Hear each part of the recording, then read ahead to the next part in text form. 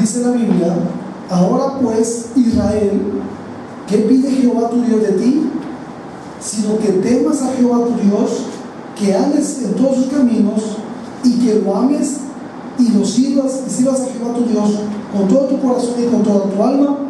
Versículo 13: que guardes los mandamientos de Jehová y sus estatutos que yo te prescribo hoy, para que tengas prosperidad.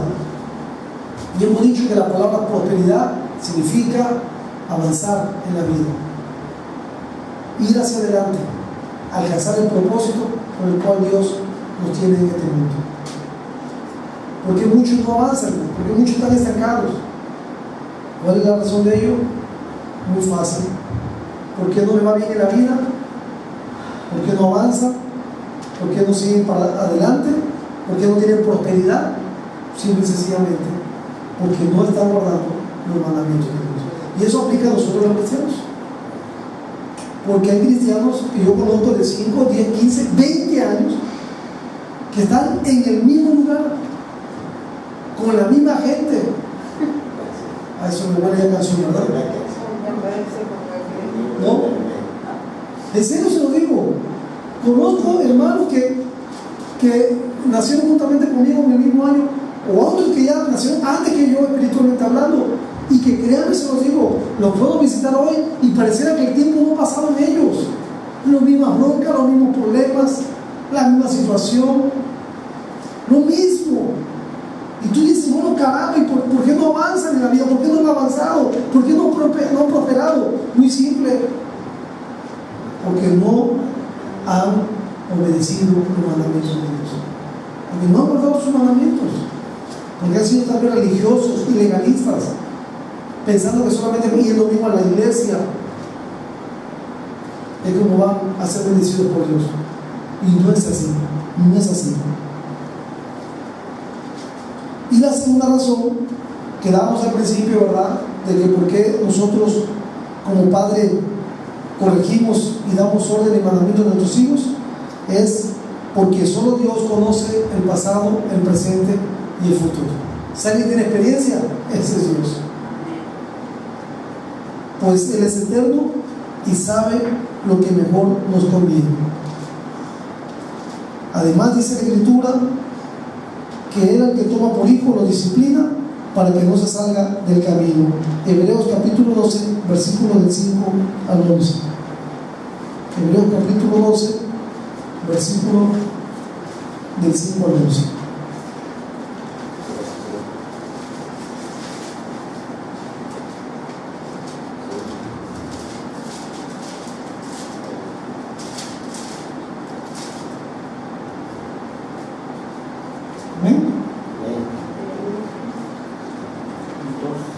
Hebreos capítulo 12, versículos del 5 al 11.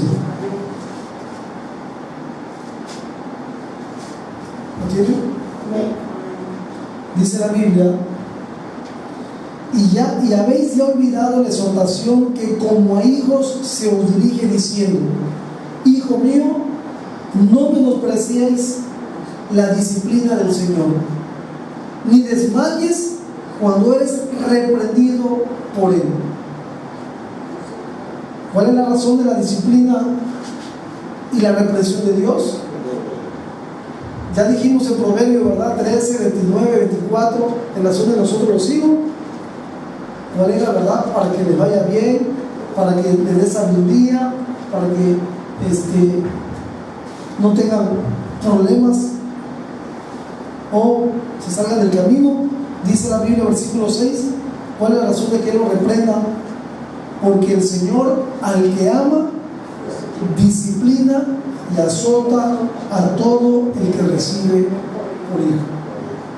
¿Cuál es el propósito de que Dios nos reprenda, nos castigue, nos discipline? Porque Él nos ama. De la misma manera nosotros, ¿verdad? El que detiene el castigo aborrece a su hijo, más el que lo ama, desde temprano lo corrige. Esa es la razón, el amor. El amor no solamente es un abrazo y papacho, el amor también conlleva cuidado, disciplina, Esa es la razón por la cual también Dios a nosotros nos disciplina y nos corrige, porque nos ama. Versículo 7. Y si soportamos la disciplina, ¿sabe? Esa palabra disciplina es la palabra en el griego pedagogo, de pedagogía. Y esa palabra significa en latín enseñar. Entonces, Dios cuando nos corrige es porque nos está enseñando algo. Dice, si soportáis la disciplina, entonces Dios os trata como hijos. Porque ¿qué hijo es aquel a quien el padre no disciplina? Pero si se os deja sin disciplina, de la cual todos han sido participantes, entonces dice la palabra, vienes a seis bastardos y no hijos.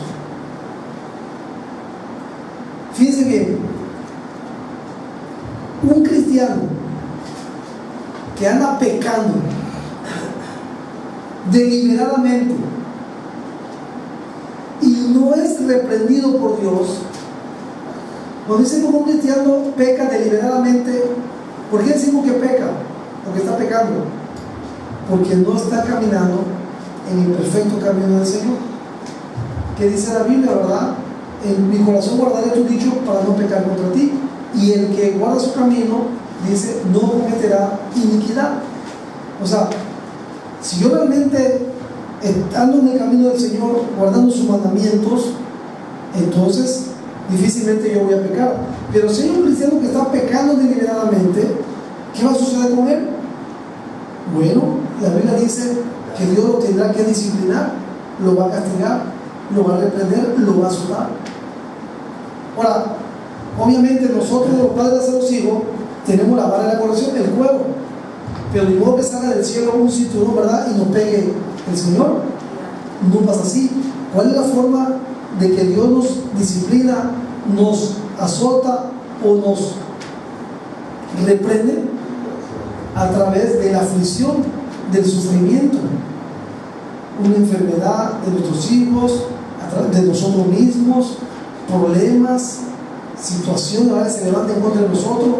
Esas son la forma en que Dios nos disciplina. Cuando tú de pronto se ve que se levantan gigantes a tu alrededor, y dices, bueno, ¿qué pasa? Bueno, ¿qué pasa? Que te saliste del camino del Señor, que ya no estás guardando los mandamientos de Dios. Entonces Dios permite eso. Dios permite, ¿verdad?, que le da permiso al diablo que venga y te azote. Qué triste, pero he escuchado gente, ¿verdad?, que dice que Dios no castiga. Bueno, entonces, ¿qué dice Hebreos? Solo que su Biblia no lo traiga. Pero la Biblia es clara. Dios reprende y azota a todo aquel que toma por hijo. Entonces, repito, ¿cómo nos azota Dios? A través del sufrimiento, de la aflicción. Cuando Dios permite, repito, situaciones en nuestra vida que nos afligen, económica, laborales, de salud, pleito, problemas matrimoniales, etc. Ahora, ¿cuál es el fin y el propósito de que Dios permite esta aflicción en nuestra vida? De que nos discipline, de que nos volvamos a Él otra vez. Y muchos, qué triste, pero muchos no lo entendemos de esa manera. Si Dios permite, ¿verdad?, que no haya escasez de dinero, de trabajo, problemas con tus hijos, problemas acá, problemas allá, laborales, etc. Ojo, tú tienes que poner tu mano a remojar y darte cuenta que lo más probable, ¿verdad?, como hemos dicho siempre, tenemos que checar una de dos: si es esa aflicción por causa de que Dios nos está disciplinando, o también, ¿verdad?, puede ser pruebas, como le pasó a Job. Job no estaba pecando, mas Dios lo probó porque quería llevarlo a otro nivel. Entonces tenemos que ver, o es prueba o es castigo. Ahora, ¿cómo saber? Revisa tu vida. ¿Cómo está tu vida delante de Dios? ¿Estás haciendo su voluntad? ¿Estás guardando sus mandamientos? ¿Estás orando? ¿Estás leyendo? ¿Estás predicando? ¿Te estás santificando? ¿Estás amando a tu esposo como Cristo amó a la iglesia? ¿Estás dando a la obra? ¿Tienes misericordia para con otros? ¿Estás amando a tus hijos cada día más? ¿Tienes paz en tu corazón? ¿Estás compartiendo? ¿Estás amando a tu prójimo? Entonces tenemos que ver qué es lo que está pasando en nuestra vida, por qué causa han venido estos problemas a nosotros. ¿Para qué? ¿Con qué fin? Para volvernos a Dios.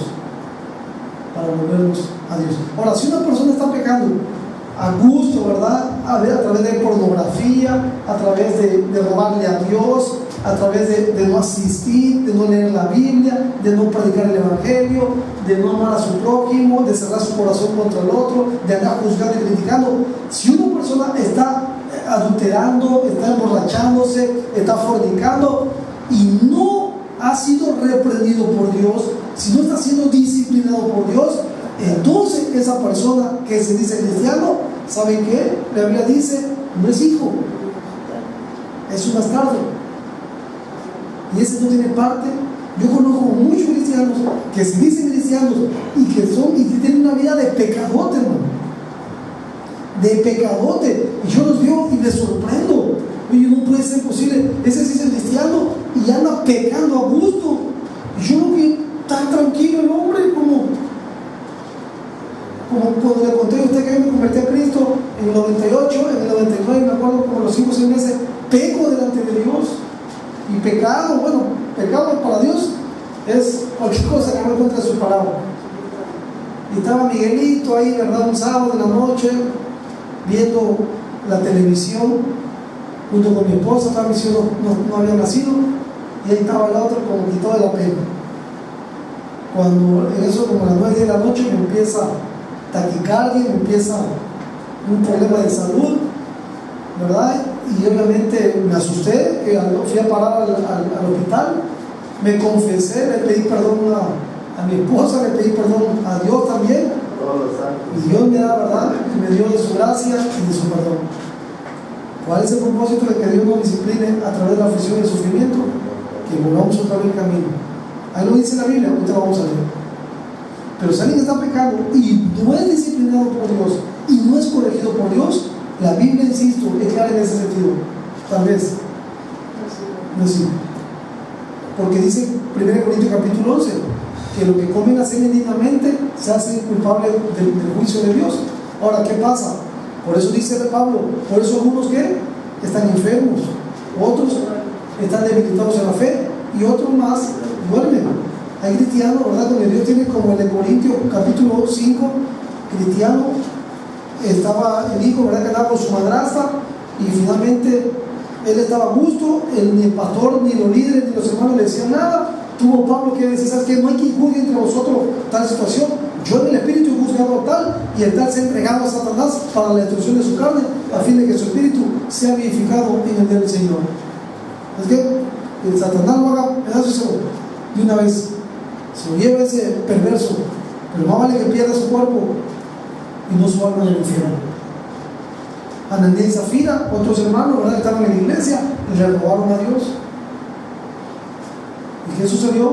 Que Dios también tuvo que hacer juicio sobre ellos, porque el juicio de Dios comienza por casa. Dios no se sorprende, hermano, que nosotros pequemos, porque no hay hombre que no peque jamás. Eclesiastés lo dice. Lo que Dios se sorprende es que nosotros pensemos que Dios no castiga el pecado. Métetelo en la cabeza. Métetelo en la cabeza. Todo pecado que tú y yo cometamos va a traer su consecuencia. Tú eres muy libre de hacer lo que se te pegue la gana, de creerle a Dios o no creerle, de obedecerle o no obedecerle. Pero una cosa sí es cierta: con Dios no se juega. Dios no puede ser burlado. Todo lo que el hombre siembre, eso cosechará. Que siembra para la carne, de la carne se ganará corrupción. Que siembra para el espíritu, del espíritu se ganará vida eterna. Lo que siempre cosechamos. Y no puedas estar tranquilo, ¿verdad? Que te fuiste una noche de copa o de loca, o de loco, ¿verdad? Una noche de copa, o porque te echaste una canita al aire, o porque en otras alabanzas y le pellizqué tantito aquí al negocio del jefe, o hiciste algo, una tranza, o lo que sea, y tú piensas que Dios no va a castigar eso. Si fue una mentira piadosa, tú lo sabes, ¿verdad? Solo tuve necesidad de hacerlo. ¿Sabes qué? Dios no tiene ninguna necesidad de nada. Y entiéndolo bien, si tú le sigo, eso, la paga el pecado de muerte. Y si no te arrepientes de tu maldad, hay un peligro de que nuestro corazón se endurezca. Hebreos capítulo 2. Hay un peligro tremendo. Por eso dice Pablo, Pablo es cree que escribió Hebreos, dice, pues que no haya en nosotros un corazón malo de incredulidad, para que nos apartemos de Dios. Cuidado, temamos, pues dice la Biblia. El temor, dice Proverbios, es lo que nos va a hacer apartarnos del mal. El temor a Dios es lo que hace apartarnos del mal. Temamos a Dios. ¿Y qué cosa es el temor a Dios? La conciencia continua de que Dios nos está bien. Tú estás en tu casa, no hay nadie, ¿verdad? Tú crees que nadie te ve y puedes prender televisión y puedes poner alguna película de pornografía o revista, lo que tú quieras. Y tú pensar que tu esposa no te está viendo, ni tu suegra, ni tu suegro, ni tus hijos, y nadie de esto, pero hay alguien que te está viendo. Y tu pecado, repito, después de que he concebido, dice traer la muerte. Santiago capítulo 2. Entonces, no nos pasemos de vivo con Dios. Todo pecado trae disciplina de parte de Dios. Y si tú eres disciplinado, Dios te va. Y dice la Escritura, volviendo a Hebreos capítulo 13, y dice Hebreos 12, versículo 9. Por otra parte, tuvimos a nuestros padres terrenales que nos disciplinaban y lo venerábamos. ¿Por qué no obedeceremos mucho mejor al Padre de los Espíritus y viviremos? Y aquellos, o sea, nuestros padres terrenales, ciertamente por pocos días nos disciplinaban como a ellos les parecía. Pero este, o sea, nuestro Padre Celestial, el Padre de los Espíritus, para lo que nos es provechoso, y aquí está la respuesta, para que participemos de su santidad. ¿Cuál es el propósito por el cual tú y yo, si pecamos, y pecar es violar su ley, violar su mandamiento, apartarnos de su camino, Dios manda castigo sobre nosotros para que nos volvamos al camino correcto? Andarán dos en el camino si no se pusieron de acuerdo. Dios es santo y Él quiere que nosotros seamos santos. El Espíritu que mora en nosotros es santo. Y para que andemos junto con Él, caminemos como caminó junto a Él, necesitamos estar de acuerdo con Él a través de su palabra. Padre, santifícalo en tu palabra es verdad. ¿Cómo nos santificamos? A través de obedecer su palabra. ¿Cuál es el propósito que Dios nos disciplina? Para que participemos de su santidad. Sin santidad, nadie podrá ver a Dios. Esa palabra ver significa, al igual que oír, entender y comprender a Dios. Por eso es tanta ignorancia en el pueblo de Dios, tanto entendimiento entenebrecido. Es increíble, no sé ustedes, pero es increíble. Cristianos, bueno, no sé si son cristianos, pero cristianos, ¿verdad? Que no pueden ver lo que tú y yo podemos ver. Primera de Juan dice que el pecado vaya conmigo, ahí no pierda Hebreos, por favor, no pierda Hebreos.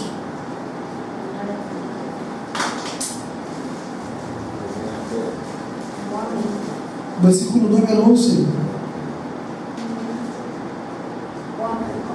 Primera de Juan capítulo 2, versículo 9 y 11. Primera de Juan 2, 9 al 11.